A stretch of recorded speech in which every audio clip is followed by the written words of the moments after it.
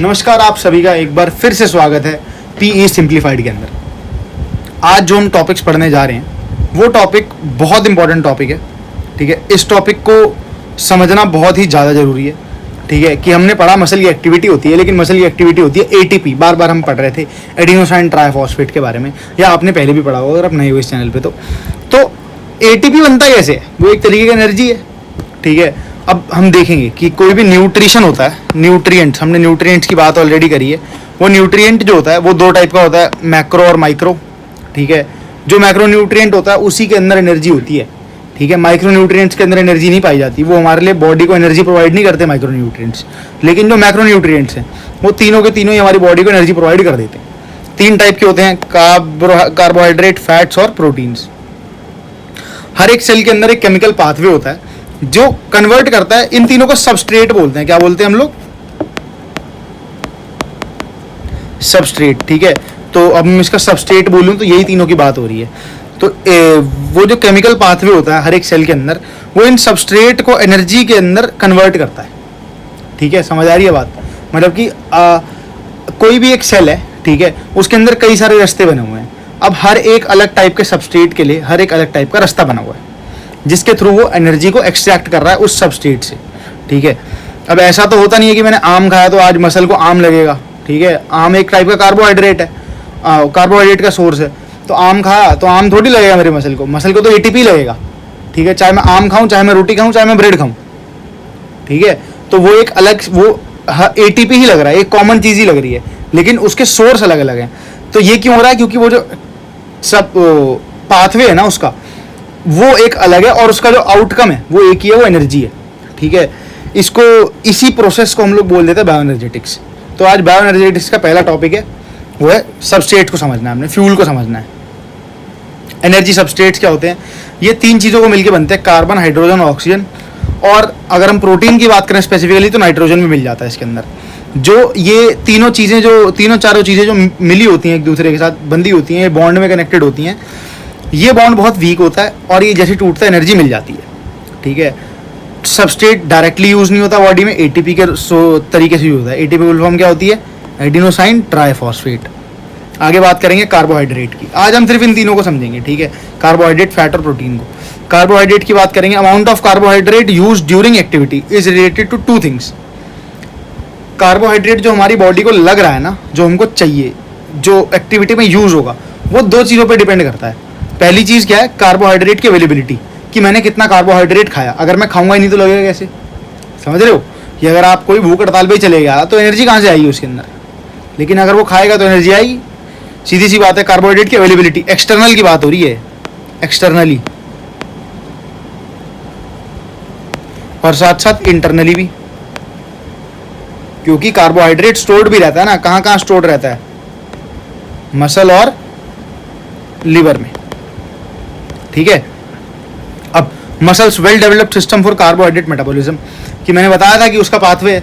अब वो मेटाबॉलिज्म कैसा है उसके ऊपर बहुत कुछ डिपेंड करता है। मेटाबॉलिज्म काम ही नहीं कर रहा उसका तो फिर नई बात बनेगी, उतनी अवेलेबिलिटी नहीं मिल पाएगी कार्बोहाइड्रेट की बॉडी को एनर्जी यूज करने के लिए। आगे हम बात करते हैं, carbohydrate is converted into glucose, simple 6 carbon molecule. आगे हम समझेंगे ये सब कुछ क्या है, बहुत सिंपल हो जाएगा। अभी तुमको लग रहा है 6 कार्बन मॉलिक्यूल क्या है, ये बहुत आसान चीज़ें हैं। अगर मैं समझ गया तुम भी समझ जाओगे। मेरा तो काम ही है फिजिकल एजुकेशन को सिंप्लीफाइड करके देना, और ऐसा वैसा फिजिकल एजुकेशन नहीं, बहुत डीप कॉन्सेप्ट, साइंटिफिक कॉन्सेप्ट को इस तरह के। ठीक है, that is transported through the blood to all tissues under resting conditions. Ingested carbohydrate is stored, देखो ये स्टोर्ड हो रहा है ना यहाँ पे, is stored in muscle and liver in the form of more complex polysaccharides जैसे ग्लाइकोजन। मतलब सीधी सी बात इसको समझने की ये है कि अगर कोई कार्बोहाइड्रेट रेडी टू यूज है तो वो ग्लूकोज के फॉर्म में है, और वही अगर वो स्टोर्ड है तो वो ग्लाइकोजन के फॉर्म में है।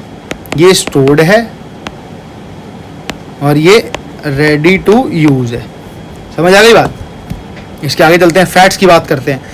Fats provide a large portion of energy utilising during prolonged less intense exercises.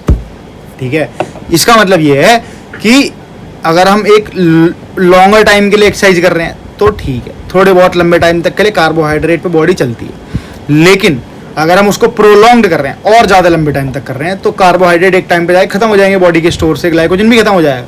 अब एक्टिविटी करते करते थोड़ी खाते रहोगे आप, हाँ कई जगहों पे खाते हैं, ऐसे हमने देखा एनर्जी जेल्स लेते हैं मैराथन रनर्स, लेकिन वो एक्सेप्शन केस है। तो उसके बाद क्या यूज़ होता है, फैट यूज़ होता है प्रोलॉन्ग्ड के लिए।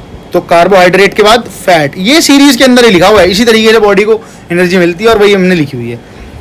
But fat is less readily available for cellular metabolism. जो कार्बोहाइड्रेट है वो बहुत अच्छे से हमारी ह्यूमन बॉडी उसको अडेप्ट कर चुकी है यूज़ करने के लिए, क्योंकि हम डेली लाइफ में भी कार्बोहाइड्रेट पे ही चल रहे हैं। बहुत कम ऐसा टाइम आता है जब fat primary source of energy होता है, तो इसीलिए इतना रेडिली यूज़ नहीं होता, अवेलेबल नहीं होता सेलुलर मेटाबॉलिज्म में फैट, ठीक है। और दूसरी बात ये कि कार्बोहाइड्रेट बहुत सिंपली मिल जाता है हमको, जैसे कि 6 कार्बन मॉलिक्यूल के अंदर हमने लास्ट में पढ़ा, लेकिन फैट जो है वो ट्राइग्लिसराइड में है और ट्राइग्लिसराइड में यूज़ नहीं होगा हमारी बॉडी के अंदर। इसको अगर हमको एनर्जी में यूज़ करना है तो इसको हमको कन्वर्ट करना पड़ेगा फ्री फैटी एसिड्स में, क्योंकि फ्री फैटी एसिड्स ही ऐसा ओनली फॉर्म ऑफ फैट है जो कि एटीपी के लिए हम यूज़ कर सकते हैं, एटीपी फॉर्म करने के लिए यूज़ कर सकते हैं, ठीक है। Energy derived from breaking down of a gram of fat, 1 gram fat अगर हमको तोड़ना है तो उसके लिए 9.4 किलो कैलोरीज मिल जाती है, ठीक है। मतलब एक ग्राम ऑफ फैट से हमको इतनी एनर्जी मिल जाती है, तोड़ना नहीं, सॉरी, ठीक है। और सेम अगर हमको 1 ग्राम ऑफ कार्बोहाइड्रेट है तो उससे हमको 9.1 किलो कैलोरी मिल जाती है। किलो कैलोरी ऐसा यूनिट है किसकी, एनर्जी की, ठीक है, जो बॉडी के लिए यूज़ करते हैं। कई जगहों पे किलो जूल्स भी होता है, लेकिन हम यहाँ पे किलो कैलोरी में पढ़ रहे हैं। Body stores of fats and associate energy availability. Carbohydrate अगर हम देखें तो हमने बात करी थी कि लिवर के अंदर होता है और मसल के अंदर होता है ग्लाइकोजन, और एक और तरीका होता है कि रेडी टू यूज़ में होता है। तो रेडी टू यूज जो ग्लूकोज है वो बॉडी फ्लूइड्स के अंदर चलता रहता है, ठीक है। जैसे ब्लड के अंदर ग्लूकोज होता है तो वो रेडी टू यूज़ रहता है, ठीक है। ये ग्राम में अगर हम देखें नॉर्मल बॉडी में, एक नॉर्मल इंसान की बॉडी में, तो 110 ग्राम लिवर के अंदर मिलता है हमको कार्बोहाइड्रेट, 500 ग्राम मसल के अंदर मिल जाता है और 15 ग्राम हमको मिल जाता है ब्लड के अंदर, और किलो कैलोरी में उसको कन्वर्ट कर रखा है यहाँ पे। अब फैट की बात करते हैं। फैट 2 जगह पे होता है, एक सबक्यूटेनियस और विसरल और इंट्रामस्कुलर। इंट्रामस्कुलर मतलब मसल के अंदर अंदर होता है बीच बीच में, और साथ में सबक्यूटेनियस। सबक्यूटेनियस का मतलब होता है ये जो आपका बेली फैट है, और विसरल फैट क्या होता है, विसरल फ्लूइड में होता है। हर ऑर्गन के बाहर एक तेल की लेयर बनी रहती है, ऑयल की लेयर, फैट की लेयर बनी रहती है, जो कि उसको इंजरी प्रिवेंशन में भी काम करती है, वेरी इंपॉर्टेंट, ठीक है। तो इन दोनों को अगर हम मिलाएंगे तो इतने ग्राम फैट हमको मिल जाएगा, जिसको कन्वर्ट करेंगे तो इतना बन जाता है, इतने किलो कैलोरी बन जाता है। सेम इंट्रामस्कुलर, इतने ग्राम 161 होता है ग्राम में, और उसको कन्वर्ट करेंगे तो इतना कैलोरी में मिल जाएगा, ठीक है। ये 65 kg बॉडी वेट वाले एक नॉर्मल आदमी का एस्टिमेट लगाया गया है, जिसका 12% बॉडी फैट है। उसके बाद बात करेंगे प्रोटीन, हमारे लास्ट सबस्ट्रेट की। कैन ऑल्सो भी use as minor energy source, मतलब कि हमारा कार्बोहाइड्रेट भी खत्म हो गया एनर्जी सोर्स, फैट भी खत्म हो गया एनर्जी सोर्स, अब आया प्रोटीन। और हाँ, ये फ्लूइड फिनोमिना है, ऐसा नहीं होता कि एक बार पूरा कार्ब खत्म होगा उसके बाद फैट स्टार्ट होगा, नहीं, ऐसा तो फिर बॉडी बीच में गैप आ जाएगा। हाँ, एक फिनोमिना इसका भी है कि बॉन्किंग होती है, वो अलग बातें हैं, वो बाद में कभी समझेंगे, ठीक है। लेकिन जो कार्ब होता है, फॉर एग्जांपल ये कार्बोहाइड्रेट है, ये फैट है, ये प्रोटीन है, ये इनका सीक्वेंस है एनर्जी में यूज़ होने का। तो ये अगर कार्बोहाइड्रेट यहाँ तक चल रहे हैं तो फैट कहाँ से स्टार्ट हो जाएंगे, यहाँ से फैट स्टार्ट हो जाएंगे, ख़त्म होने से पहले ही। ये यहीं तक अगर चलना है तो प्रोटीन यहीं से स्टार्ट हो जाएगा, ठीक है। तो इतना जो ये मार्जिन लेके चलते हैं ये लोग सेफर साइड के ऊपर, ये हमारी बॉडी का इंटरनल मैकेनिज्म है कि अगर वो यहाँ तक खत्म होने का वेट करे, यहाँ से फैट स्टार्ट करेगा तो ऐसे तो ये वाला पंगा पड़ जाएगा, बॉडी शट डाउन मार जाएगी, तो ये नहीं होने देता ये, ठीक है। यहाँ तक मेंटेनेंस लेके चलता है, उसके आगे फिर सीधा खींच लेता है। Got it. आगे बात करते हैं। कैन ऑल्सो भी यूज एज माइनर सोर्स, की सबसे छोटा सोर्स होता है, सबसे कम एनर्जी प्रोटीन हमको प्रोवाइड करता है, ठीक है। और ये बिल्कुल लास्ट में प्रोवाइड करता है, क्योंकि इसको सबसे पहले प्रोटीन को और ज़्यादा कॉम्प्लेक्स तरीके हैं इसको एनर्जी में कन्वर्ट होने के लिए, इसको पहले ग्लूकोज के अंदर कन्वर्ट होना पड़ता है। आगे देखें किस तरीके से होता है। Protein can supply up to 5 to 10% of energy needed to sustain prolong activity. की फैट भी खत्म हो रहा है, अब प्रोटीन को आना पड़ेगा, तो 5 से 10% लास्ट का ही खिंचवा सकता है बस आपका। 1 ग्राम ऑफ प्रोटीन यील्ड्स बराबर कार्ब्स के, इतना ही जितना कार्ब देता था 4.1 kilo calorie. Only amino acids can be used as energy, ठीक है। आगे बढ़ते हैं। फूड इनटेक किया आपने, आप खाना खाया, खाना आप 3 तरीके को खा सकते हो, या तो उसके अंदर फैट होगा, या प्रोटीन होगा, या कार्ब होगा, तीनों चीज़ें इकट्ठी भी हो सकती हैं।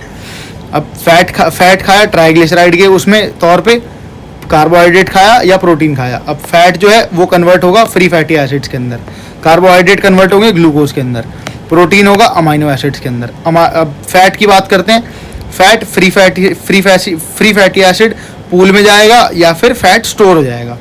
ग्लूकोज या तो लाइपोजेनेसिस करवा देगा इसका जाके, या फिर ग्लूकोज पूल में जाएगा या ग्लाइकोजन की तरह स्टोर हो जाएगा।